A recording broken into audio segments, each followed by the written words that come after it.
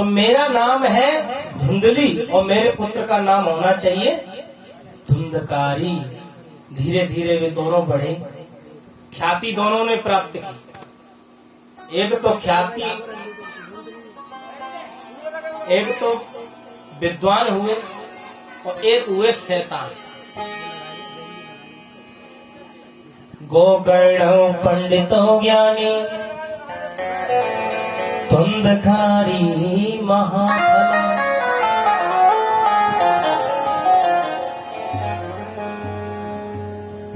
महाखल हुआ धुंधकारी। और गोकर्ण जी बड़े सुंदर पंडित हुए। पंडित का अर्थ होता है सद असत विवेचनी बुद्धि सपंडित। संजातस्य सह पंडित। वो पंडित होता है जो सत और असत का अपनी बुद्धि से निर्णय करे और लोगों को समझा के कह सके, समझा सके। वही पंडित आत्मज्ञानी होता है। पंडित इसी बात को तो अर्जुन से भी तो कहा था कि सोच नहीं करना चाहिए। सोच करना पंडितों का कर्तव्य नहीं है। भगवान श्री कृष्ण ने अर्जुन से कहा था गीता नानु सोचंती पंडिता, सोच करना तू तो अपना कर्म कर। ऐसे ही यहाँ गोकर्ण जी पंडित और धुंधकारी महाखल। ऐसा इकलौती संतान, और जहां इकलौती संतान है वहां बिगड़ने के चांस कुछ ज्यादा, क्योंकि उसकी बात हर बात मानी जाती है। जब बात मानी जाती है तो फिर क्या है, वो मानते मानते फिर इतनी मानने लगते हैं कि बहुत सर से ऊपर हो जाती है कहानी। लाड़ में ध्यान नहीं दिया, सुरापान करने लगा। घर में रात में आता है दारू पीकर, सुरा सेवन करके आता है। इधर उधर घर में कलेश करता है। घर में बर्तन भाड़े होता है उसे उठाकर ले जाता है, बेच आता है। नगर में कोई ऐसा लग नहीं जो उससे कुटता न हो। कोई भी मिलता उसको पटक देता, कैसा भी धन मिलता उसे खा लेता। इतने दुखी हो गए आत्मदेव। एक बार तो आत्मदेव से ही लड़ गए।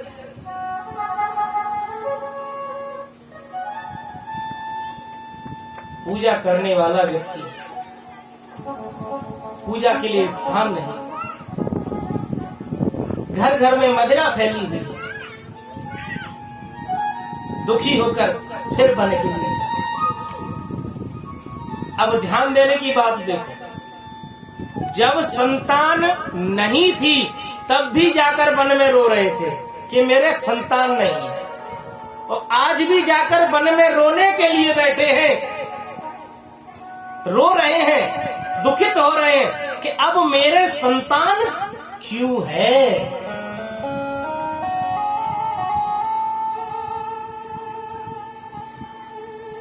कहा था ऋषि ने, क्या कहा था कि 7 जन्म अवधि तब पुत्र नैवच नैवच। तुम्हारे 7 जन्म तक पुत्र नहीं है। वही सत्य हुआ। धुंधली के पुत्र नहीं हुआ, उसकी बहन का पुत्र था। आज पहले पुत्र था,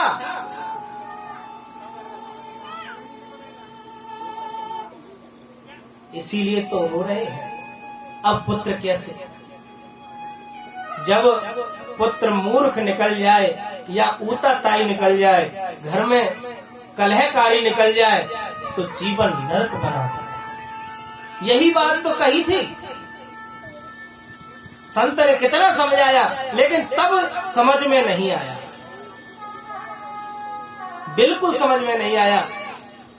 लेकिन आज दुखी हुए बैठे। गोकर्ण जी आए, देखा पिताजी क्या बात, क्यों दुखी बेटा? इससे तो पुत्र ना होता वो अच्छा था। आज ये पुत्र है, इससे मैं दुखी हूं, इससे ये नहीं होता तो अच्छा था। आज मेरे घर में बैठने के लिए कहीं जगह नहीं, कोई आ जाए तो उसका सत्कार नहीं, सम्मान नहीं। क्व तिष्ठामि कुरच्छामि को मे दुःख विपोहये, प्राण त्यज्यामि दुःखेन हा कष्टम मम संस्कृत।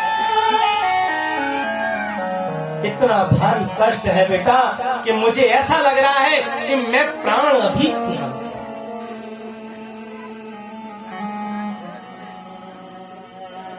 पिताजी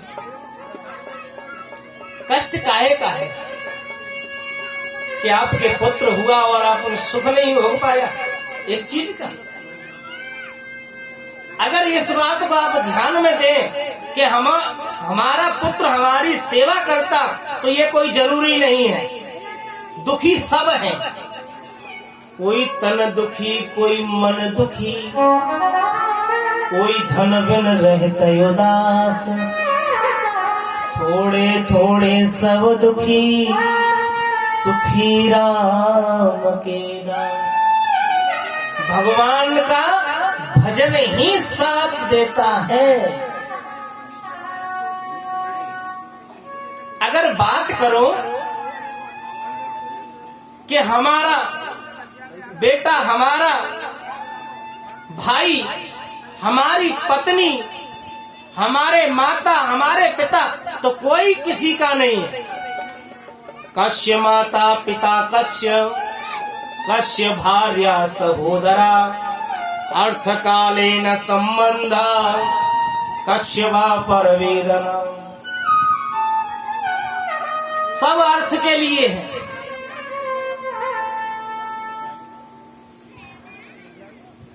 क्योंकि सबको कहीं ना कहीं लोभ है, हर चीज का लोभ है। इधर रामचरितमानस में भी कहा है, सुर नर मुनि सबकी यह रीति, स्वार्थ लाग करे सब प्रीति। स्वार्थ है जब ही प्रीति होगी, अन्यथा प्रीति कोई नहीं। तो अगर आप चाहते हैं कि हमें सुख मिले और इससे दुखी हो कि हमें सुख नहीं है, तो संसार में सुखी कोई भी नहीं है। क्यों? न चेन्द्र से सुखम कंश्चिद, सुखम चक्रवर्तिना, सुखमस्ते विरक्तस्य मुनिरेकांत जीवन। दीन कहे धनवान सुखी, धनवान कहे सुख राजा कुमारी, राजा कहे महाराज सुखी, महाराज कहे सुख इंद्र को भारी। यहाँ भी नहीं रुकी बात। इंद्र कहे मोते ब्रह्मा सुखी, और ब्रह्मा कहे सुख विष्णु को भारी, और तुलसीदास विचार कहे हरि भजन बिना सब जीव दुखारी। संसार में कोई सुखी नहीं है जो परमात्मा की चरण शरण ग्रहण नहीं किए हुए है, वो पूरा संसार दुखी है। हरि का नाम ही एक सुख का साधन है और संसार में कुछ भी नहीं। इसीलिए पिताजी, संसार की मोह माया को छोड़ो।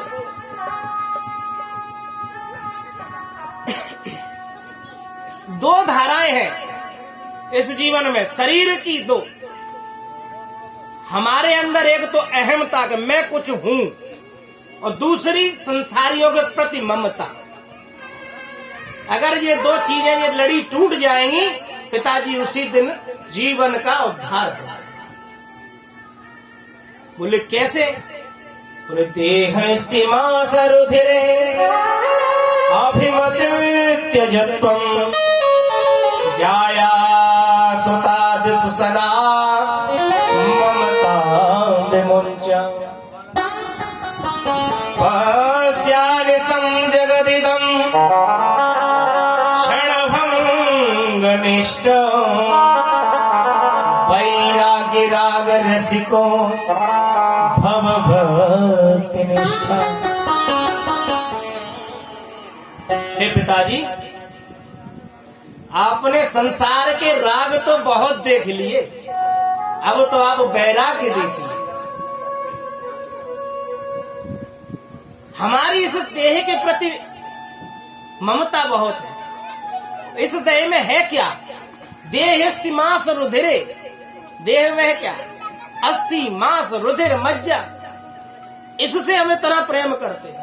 अस्थि स्तंभम स्नायुबद्धम मासु सौणित लेपितम चरमावनद्धम दुर्गंधम पात्र मूत्र पुरीसयो।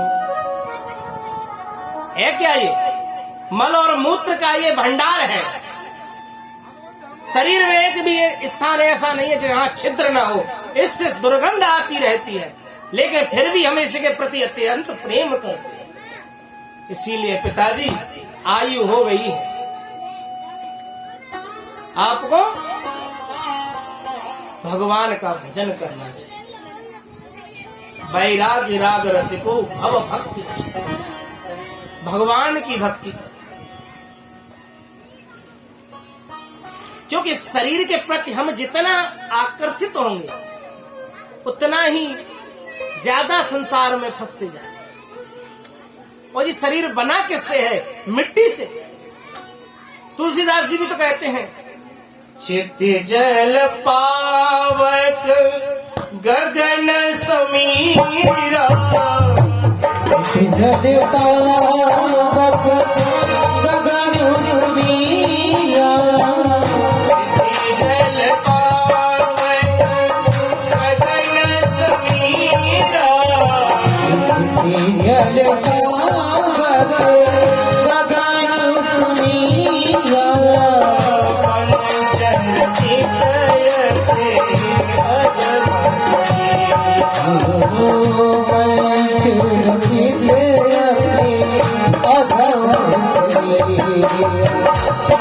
चिति जगल पावक गगन समीरा और पंच रचित अति अधम शरीरा।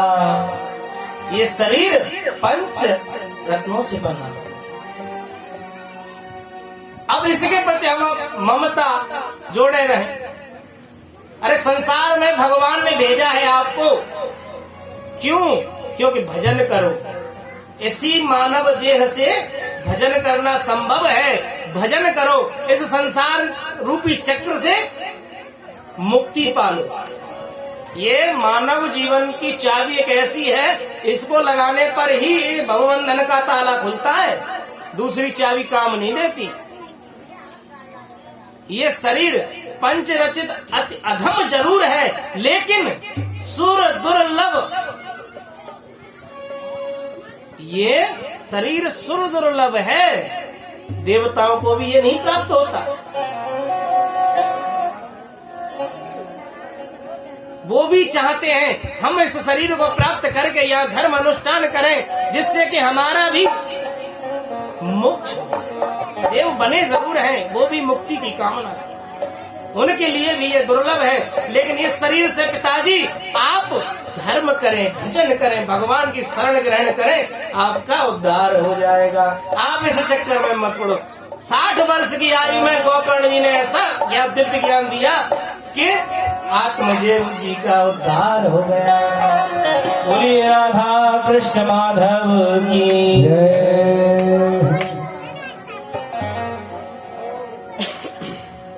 ऐसे ही अब पिताजी तो चले गए, माता रह गई घर में। माता को पीटने लगा, कहने लगा, हे माता लाओ मुझे धन दो, जितना धन हो उतना धन दो। माता कहने लगी तेरे घर में बर्तन वाड़े थे वो भी तो तूने बेच दिए, घर में अब रखा ही क्या है जिसे तू, पिता तेरे घर पे है नहीं। गोकर्ण समझ गए कि ऊता ताई है ये, उधम करेगा तो वो तीर्थ यात्रा के लिए चलेगा, घर में कोई है नहीं, तो माता को लात से मारने लगा।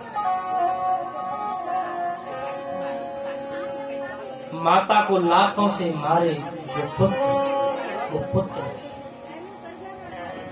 संतान को प्राप्त करने के लिए कितने कष्ट भुगतने पड़ते।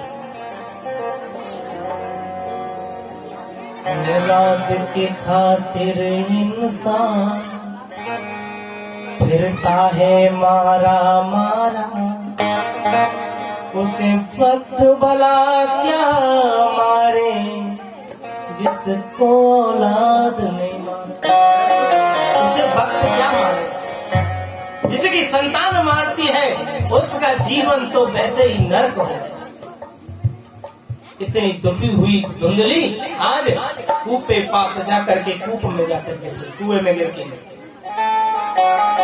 आत्मदेव ने सत्संग किया था, उसका जीवन सुधर गया। धुंधली ने सत्संग नहीं किया था, तर्क कुतर्क किए थे, जिसके कारण जाके कुआं में गिर करके मृत्यु हो।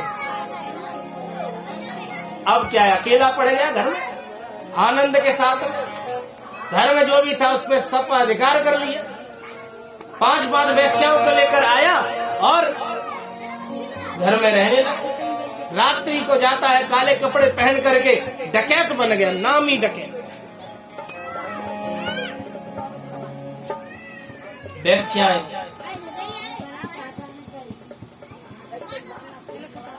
घर में जो उल्टा स्त्री होती हैं उनके लिए धन ही महत्व रखता है। तो एक दिन क्या हुआ, राजा के यहाँ चोरी करके आया और वेश्याओं ने सोचा ये बहुत सारा धन लेके आया है, ये धन लेकर आया है तो किसी न दिन ये पकड़ा जाएगा। अगर ये पकड़ा जाएगा तो हमें भी बता देगा कि मैं जो भी धन लाता हूँ इनको ही सौंपता हूँ, तो राजा इसको दंड देगा, सो देगा दंड हमें भी देगा। इस कारण 5 वेश्याओं ने सलाह की, सलाह कर करके कहा कि इसको आज तो ठिकाने लगाई।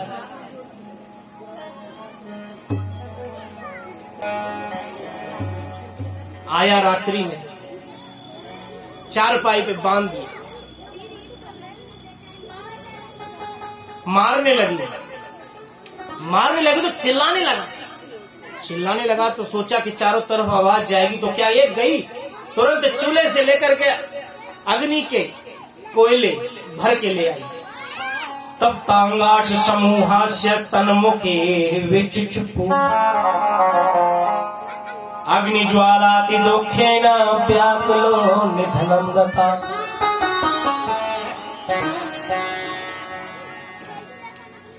मुंह में जलते हुए अंगारे भर दिए, इतने भरे कि उसकी छाती तक पहुंचे, पूरा शरीर जल गया। जलने के कारण उसके प्राण पखेरु गए। इतनी दर्दनाक मृत्यु हुई और जिसके कारण वो भयंकर प्रेत बन गया। पाप कर्म करने के कारण वो भयंकर प्रेत बना। इधर जितना धन था वो लेकर वैसे रवानी हो गए। जो धन से ही प्रेम करने वाली स्त्रियां हैं इन पर विश्वास नहीं करना चाहिए। महाराज सुखदेव जी कहते हैं, सुधामयम बचौर्यासाम कामिनाम रसवर्धनम हृदयम क्षुरधाराभम प्रिय को नाम योषिता। इन पर कभी विश्वास नहीं करना चाहिए। इधर धुंधकारी महान प्रेत बन गए। एक दिन गोकर्ण जी तीर्थ यात्रा करके आए, अपने गांव से निकल रहे थे, देखा चलो जन्मभूमि में पहुंचते हैं। रात्रि का समय हो गया, चलो देखते हैं यहीं अपने स्थान पे रुकेंगे। घर में गए तो क्या खंडर बन गया था, काफी समय हो गया था। एक छोटी सी जगह साफ की और वहीं जाकर के वो ले फिर वो तपस्या में लीन हो गए, थोड़े बैठ गए, भजन करने लगे। तो थोड़ी देर में ही बहुत तेज बवंडर आया। बवंडर आया, फिर एक बैल दिखाई दी। बैल को देख ही रहे थे गौर से कि जब तक वो बकरी बन गया, बकरी को देखा हाथी बन गया। कुकड़ी सोचने लगी क्या बात है, क्या माया है, समझ में नहीं आया। तुरंत उन्होंने पूछा कस्तम, तुरंत मानव बन गया। अब तो सिर्फ रो रहा है, संज्ञा मात्र, सिर्फ संज्ञा करता है, इशारा करता है, भाई कौन हो तुम, बोल नहीं। तुरंत गोकर्ण जी ने जल लिया और मुख पे मारा, तुरंत उसे वाक्य शक्ति आ गई। हाथ जोड़ के कहने लगा अहम भ्राता त्वदीयोऽस्मि धुंधकारी नामता स्वकीयनेव दोषेण ब्रह्मत्वं नाशितं मया।